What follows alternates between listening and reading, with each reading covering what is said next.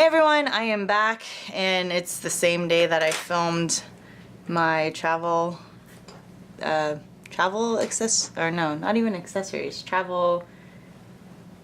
supplies, I guess. Wow, words are hard all of a sudden. And I wanted to come on now that Abner and I have had lunch and we ran a few errands. It's now time for the haul of what I got in Europe. And I am so excited to film this so I can go ahead and organize it. It's been everywhere for the past 3 days and I'm ready to get this done. So, what we first have, I'm first gonna go over what I got in Rome. And it's going to be a big one.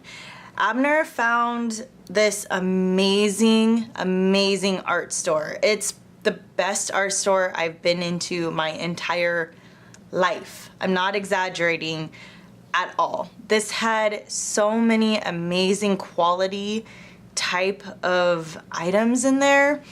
Some of them are US and I probably should have gotten them while I was home because the exchange rate didn't really equal out to making sense that I bought them over there. But every time I use them, I will always think of Rome. So to me, it's okay. That's how I'm going to justify it. To me, it's okay that I bought them over there. I'm going to first start off with the smallest item, and that is my 4 full pans that I got of the Minka Watercolors. So I got, let's make sure that they are in frame. So I got the quinacridone red light, helio green, pure yellow, and cobalt blue. I wanted to get 4 different colors that I knew I would use a lot and that I knew I could mix into anything. So I'm still learning my way around watercolors, but I wanted to make my own very minimal palette, and I figured that these are the colors that I would use the most. So that's what I did right there. We'll put that up here. Then I must be late to the game on core, and this is one of the things that I probably should have gotten here because looking up the prices, it's a little bit crazy how much I paid over there. But I will say that this palette really intrigued me while we were standing there. So I'm excited to try these. I haven't opened it up yet. I might do another video where I open this up, explore, swatch some stuff. I'm not very good with swatches, and there are a million other people online who are so much better at swatches than I am. But I may take this puppy for a ride in a later video, so if you want to check that out, be sure to stay tuned. So I'll set that right there. Then I got these A6 100 GSM handmade paper watercolor sheets. Oh my gosh, the quality of these are so amazing. I use these to make kind of like thank you images for the servers that were, well, serving us on the cruise.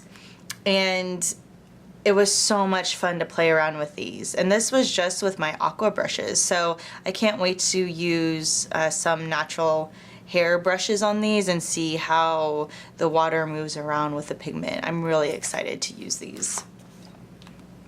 Next is a pencil sharpener I got. It's a Staedtler one.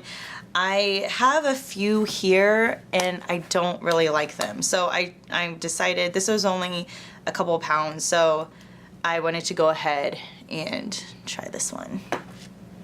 Okay, I don't know how to set that. That works. I then got 2 pan pastels in, well, these colors. I have really only used pan pastels when I'm laying down blocks of color before I go over them with charcoal. And an artist that I follow both on Instagram and YouTube, I believe you pronounce her name Bokeh? Bokai? B-O-K-K-I, or B-O-K-K-E-I, I believe. Amazing artist. Both realism and a little bit of surrealism mixed in there. Her use of color is beautiful. And she's inspired me to try a few more pan pastels What she does, I believe, for the most part, is she'll lay down the pan pastels and then go over them with colored pencil. I've never really been a huge fan of colored pencil, but it's made me want to try them out at least a little bit. So I got those two colors of pan pastels. So excited to try those. Then to accompany those, I got a mixture of different pencils. There's a Faber-Castell charcoal. I believe it's the extras. Oh, it's just soft. It's a soft one. I think that might be, this is a white chalk pencil from Cretacolor. I apologize if I'm butchering the name. Then I have a white, I believe it's maybe it's a Conte. I don't think it's charcoal, but I was just kind of like going around and picking up stuff that I thought would be fun to play with. So some of this stuff I really actually have no idea what it is. Then I got 4 Derwent Light Fast pencils. I already have played around with these just a little bit. I've already played around with these just a little bit in my gray book, which I will show very soon. And by very soon, I mean right now. Well, actually, very soon I mean in just a second. I picked up this Hana Mula watercolor book. And funny enough, I picked this up and then Teo, I believe is how you pronounce his name. He's also here on YouTube. He just did a review on this watercolor book, and the pros and cons made me even more excited. I mean, not really the cons, but the pros made me even more excited that I picked it up. There were a few cons that he had. It was a very well-balanced review that he gave. And so I'll be interested to see how I use it, because he does some different stuff than I do. So it'll be really interesting to see if I use it in kind of the same way. Or not, I guess. And then I picked up 2 of the Hana Mula gray books. This, I have had yet to find anything that matched my Canford paper that I used in gunmetal. And granted, I have not used charcoal on this yet, but I did use the Derwent. I just playing around with the Derwent pencils, and I will say it's very smooth. And I believe blending will be very good. So even though I'm wanting to play with color a lot more, I think that it will be a lot of fun to try charcoal in these as well. The specs of this is 120 GSM, 55 pounds, 80 pages are in this, and this is the A5 size. So yes. Okay, so that was the haul from Rome. And can you believe I went to 3 other stores while I was overseas? Granted, this was my biggest haul, so it's not like every single store I went this crazy. But this honestly was one of the first places I've ever been to that had so many different things that I really, really, really wanted to try out. So the 2 in Florence that we went to, one was called Salvini and one was called Zecchi. Zecchi, I believe is how you pronounce it. And so the one from Zecchi, let's see, okay. The one from Zecchi, I got their watercolor set. I have never heard of Zecchi before, so if you have and they're complete crap, then my bad, because this was not cheap. So I really hope that these are good quality. They said because they are honey based that it is very like soft and it's easy to re-wet. It's very well saturated, or you can get a very well saturation from it. And the way he described it, it sounded a lot like Schminke, so that's why it intrigued me.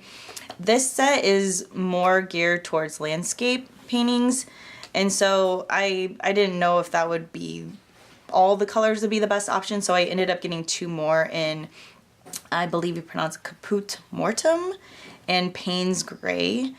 And so I'll be opening up this set again in another video. This video is gonna be so long anyway, so I'm not gonna do it now, but I'll do this in another video.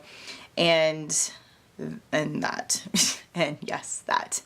I believe that's the only thing I got from Zecchi. And then from Salvini, I ended up getting 2 Fabriano water blocks. I've never tried Fabriano before, and I felt like, you know, why not?